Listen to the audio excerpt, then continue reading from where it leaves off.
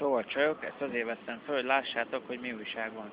Én így megyek, így tolom ezerre, ugye neki megyek valakinek, nem számít. Szóval a Tesco-ba ezt így meg lehet nézni. Tök király. Vásárlás van. Így megyek szépen, tologatom, de hogy mindenki lássa. Ide bemegyek egy tükörhöz, jobban lássátok. Lócika egyedül vásárol. Na várjatok. Itt egy tükör. Konnichiwa! Szóval Lajoska az így jön. Látjátok? Így vezet Lajoska. Ölében ez a szar, Tesco gazdaságos. Na még egyszer. Ide jövök szembe a tükörrel, hogy mindenki lássa.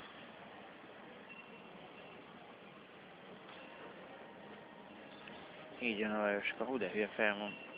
Ki kell, hogy egyenesedjek. Na, szóval mindenki látta. Így működik. Király. Megy fel a YouTube-ra. Basszom meg. Ja, bocsánat. Szóval így jövök, megyek vásárolni, király. Na jó van. Úgy nem férek el. A gyerekek körbe kell mennem, addig lerakom. Szóval íme most már megvan a cukorka is. Igen, köszönöm. Így nyomogatom ezerrel. Halló. Jó, és nagyon király. Tágódozok.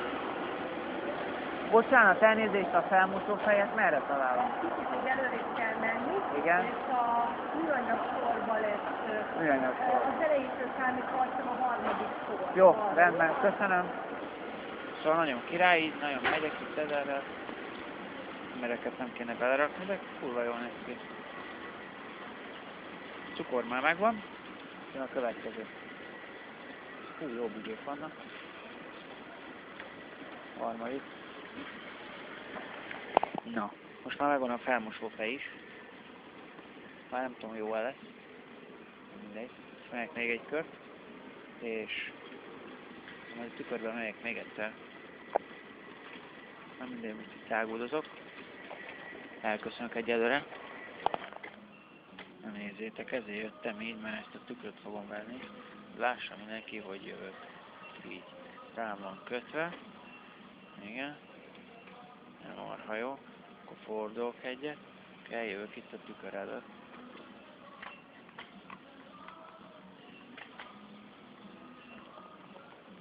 És hogy lássam. Tükröt tartok, hogy lássátok magatok. Így látjátok, tehát így jövök, így. Marha jó. Tök jó, hogy szágódott elő a kocsival.